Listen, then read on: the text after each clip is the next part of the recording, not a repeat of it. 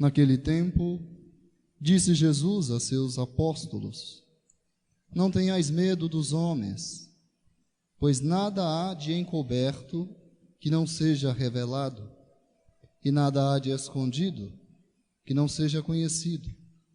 O que vos digo na escuridão, dizei-o à luz do dia. O que escutais ao pé do ouvido, proclamai-o sobre os telhados. Não tenhais medo daqueles que matam o corpo, mas não podem matar a alma. Pelo contrário, temei aquele que pode destruir a alma e o corpo no inferno. Não se vendem 2 pardais por algumas moedas? No entanto, nenhum deles cai no chão sem o consentimento do vosso Pai. Quanto a vós, até os cabelos da vossa cabeça estão todos contados. Não tenhais medo. Vós valeis muito mais do que muitos pardais. Portanto, todo aquele que se declarar a meu favor diante dos homens, também eu me declararei em favor dele, diante do meu Pai que está nos céus.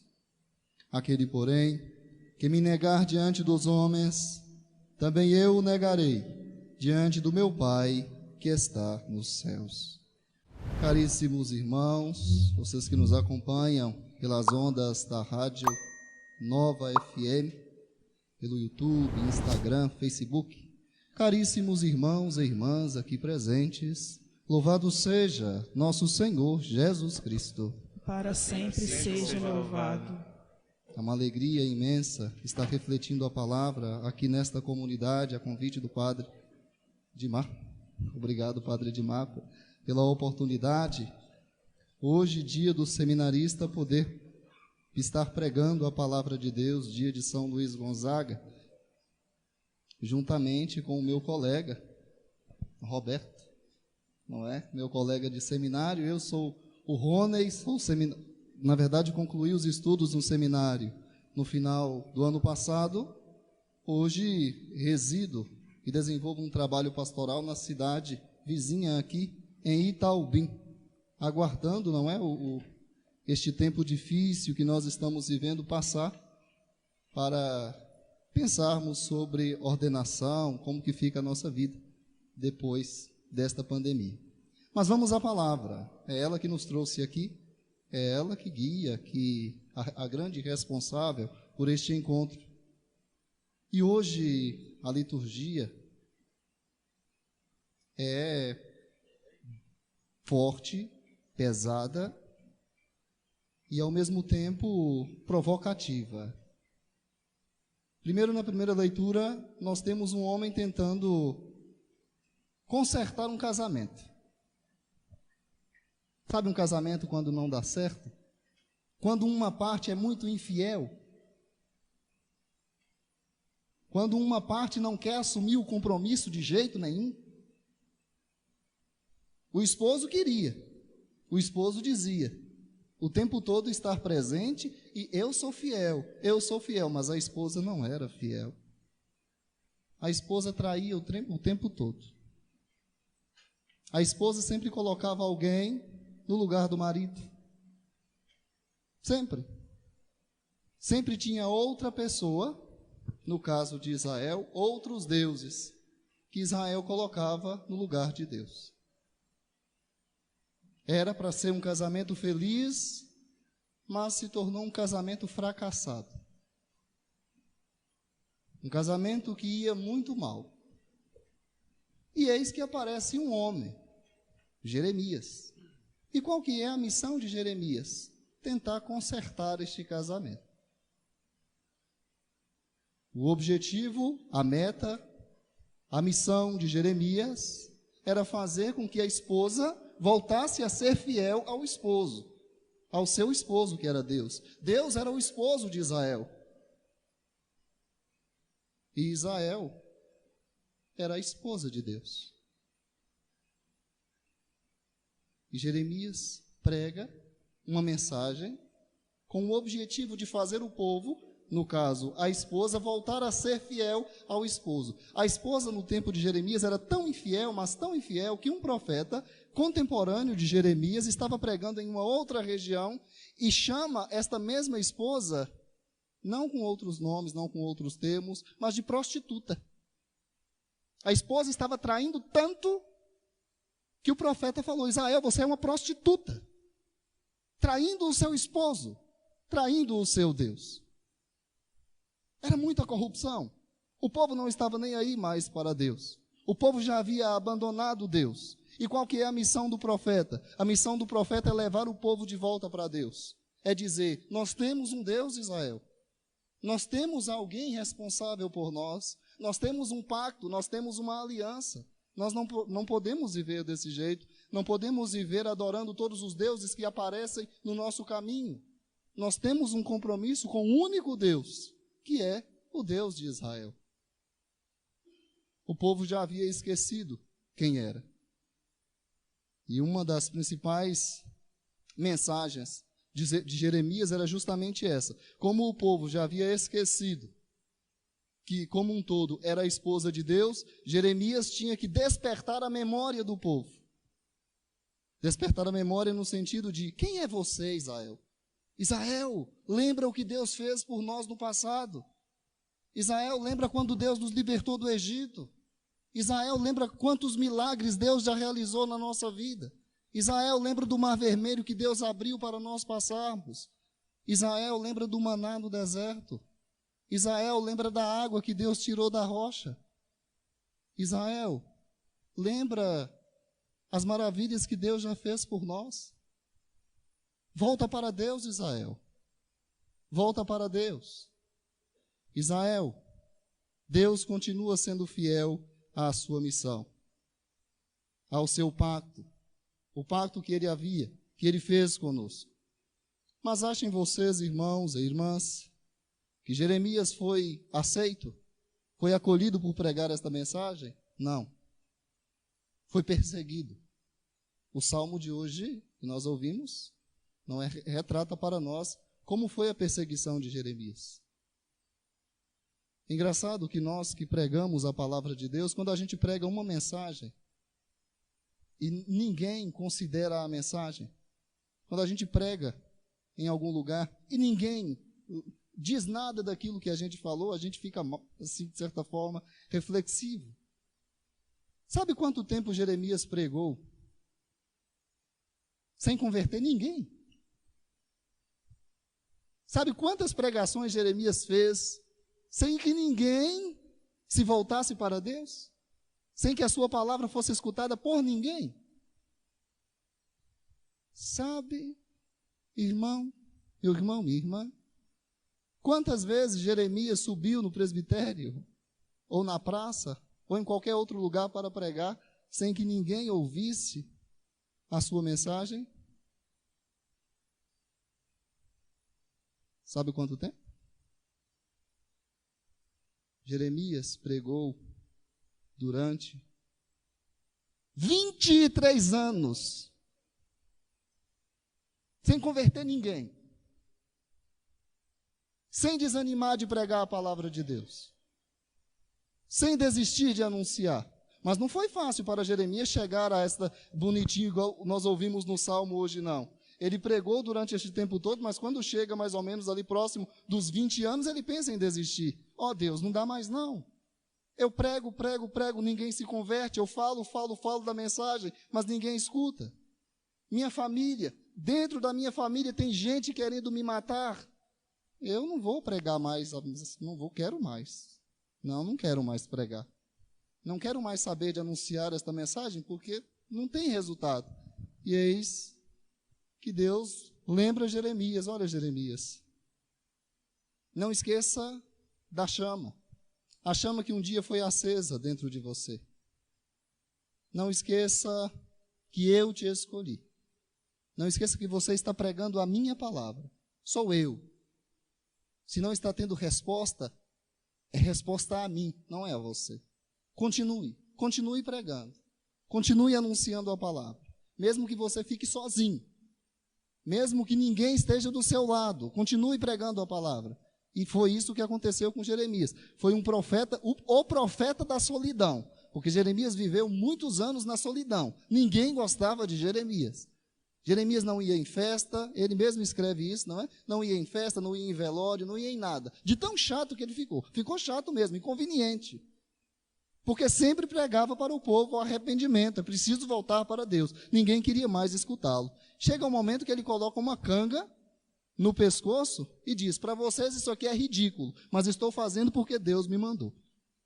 Porque o profeta não tem medo de ficar sozinho. A mensagem precisa ser pregada. Pode perder os amigos, mas não perde o sentido da mensagem. Infelizmente não somos como Jeremias. Muitas vezes nós vemos nossos amigos no erro, mas por uma razão ou outra preferimos deixar que permaneçam no erro do que chegar e dizer: olha, seria bom se você mudasse. Seria bom se seguisse uma outra direção. Jeremias não foi assim. Jeremias foi um homem solitário, porque sempre pregou a verdade, porque não teve medo de perder as pessoas. Perdia as pessoas, perdia os amigos, mas não perdia o senso da responsabilidade para com a pregação da palavra de Deus. Que possamos ter este senso de Jeremias, esta coragem de vivermos só, mas de anunciar, ainda que sem resultado aparente. Sei que Deus não vai deixar que a gente pregue durante 23 anos sem converter ninguém, mas que não desistamos no princípio. Que tenhamos a coragem de persistir na pregação, anunciando a palavra de Deus. Ainda que a gente fique sozinho, seja inconveniente, porque a pessoa que prega a verdade, a pessoa que anuncia o evangelho, ela vai ficar sozinha, se ela for fiel àquilo que ela está pregando, se ela tiver testemunho. Se não tem testemunho, não adianta também, não é? Prega a verdade, mas não vive a verdade, não converte ninguém. É hipocrisia. Jeremias não era hipócrita, era um homem que vivia o que pregava e que não teve medo, que é o convite de Jesus Cristo no evangelho de hoje. Não tenham medo de pregar a palavra.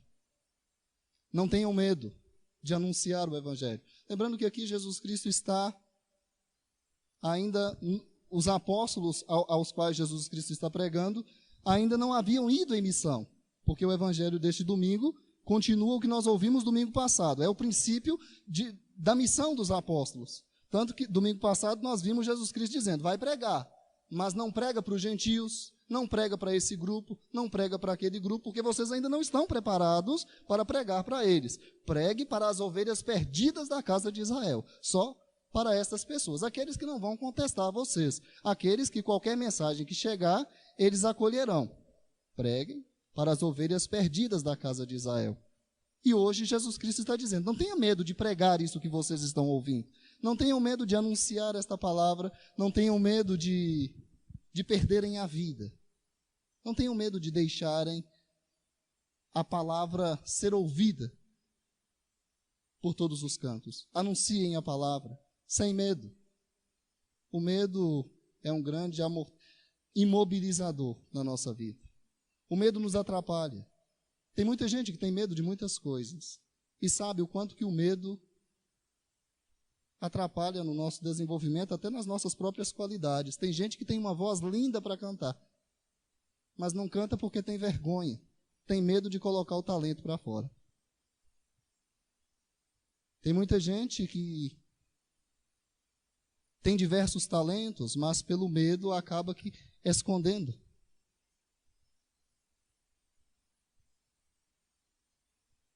O dom, a arte que foi dada pelo próprio Deus. E hoje Jesus Cristo pede para que nós não tenhamos este medo, que coloquemos para fora aquilo que nós ouvimos, aquilo que nós aprendemos dele.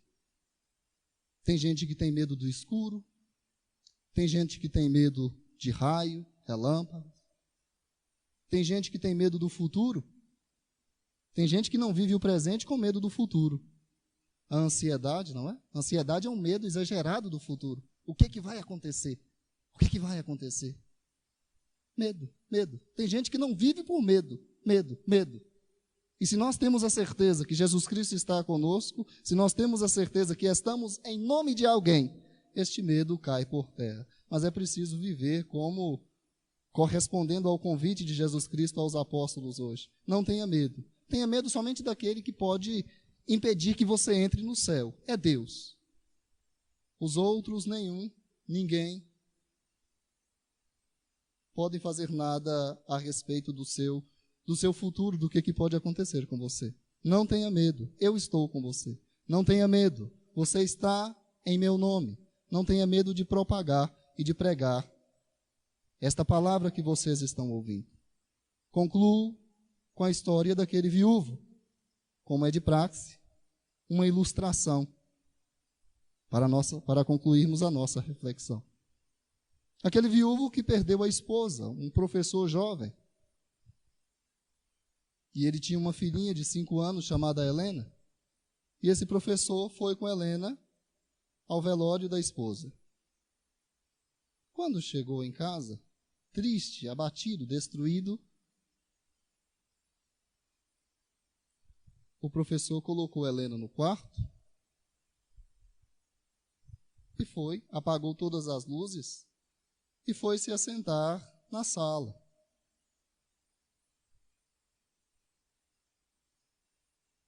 E ficou ali no sofá. E o tempo foi passando e ele não percebendo o tempo passar. Já muito tarde da noite, tudo escuro, ele escuta: papai, papai, Helena, papai, oi Helena, papai está aqui, venha, venha. E no escuro, Helena caminhou e encontrou o pai e assentou-se no colo do pai. Estou com medo, papai, e estou com muitas saudades da mamãe. Ele deu um abraço em Helena e disse: Helena, papai já disse para você, mamãe não vai voltar. Você sabe. Eu sei, papai. Mas, papai, o senhor sabe de uma coisa? Eu não estou mais com medo. Está escuro, eu não estou vendo nada, eu não enxergo o seu rosto, mas eu não estou com medo. Por que, Helena, que você não está com medo? Sabe por quê, papai? Que eu não estou com medo? Porque eu sei que o Senhor está aqui. Eu sei que o Senhor está comigo no colo. Eu sei que o Senhor está aqui. É isso que Jesus está dizendo para nós hoje. E nós estamos vivendo neste tempo de pandemia uma grande escuridão. Todos nós estamos perdidos nesta escuridão.